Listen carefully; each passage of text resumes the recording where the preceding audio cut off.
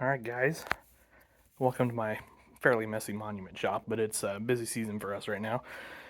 Anyway, here's the old 112. The 110's back here in the rubble. Here's the 112. This is the better of the two by far. Pulled it out of the barn. Needs a restoration. Wheels look pretty good. Tires actually look pretty good, so I'm not too concerned with those, I don't think, for right now. Ultimately, I think I would like to do an ag tire or maybe duals? I don't know, we'll see. Deck is decent, obviously very dirty. I didn't want to clean it up or anything. I wanted it to, this is what we pulled it out of the barn and what it looks like. Obviously, we got some mouse poo issue on the seat, so that's got to get taken care of pretty quickly here. So here's kind of the worst of any of the cosmetic stuff. Obviously, we got some cracking here. That has been repaired before. You can see the Bondo. Not too concerned about that. I can get that whipped back in shape pretty easily. The grill's a little messed up. I don't know how well that's showing up on the camera, but grill's a little messed up. And this doesn't run right now, but I think with a new battery and to clean the gas tank, I think it's going to run excellent, actually. So, because otherwise, you can see, in pretty fair shape. So, it's in good enough shape. It makes me question whether I do a full restoration or whether we just kind of clean it up and polish it up and see what it looks like. So that's something you guys ought to leave the comments down below.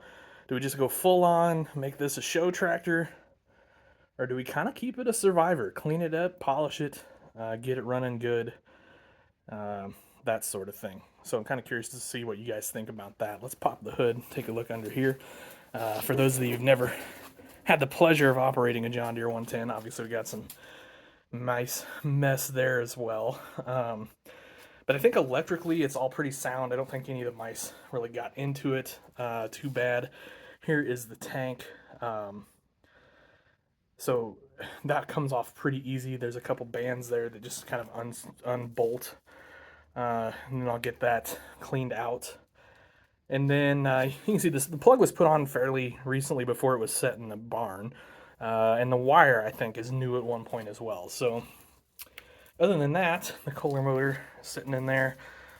But it does run. Transmission's pretty solid on it as well. You know, if you guys don't know, there's 3, 4, reverse, 2, and 1 you have to flip up and do that here on the old 110s. And then, of course, you got throttle and choke right there. And we do have a little battery gauge. It's really the only instrumentation on this 110. So there it is, kind of a quick dirty look at this thing. Here's just a quick look. Like I said, the 110 is in much worse shape and is going to take quite a bit. That is a full restoration or customization. I don't know. But anyway, so begins Project John Deere 112.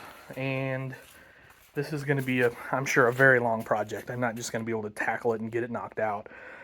I certainly won't be able to this winter. I've got too many other things on the docket. But, like I said, I do want to get it cleaned up and working very soon. So, hopefully, more videos on that coming pretty quick. Thanks for watching, guys. Have an awesome day. Happy tractor hunting.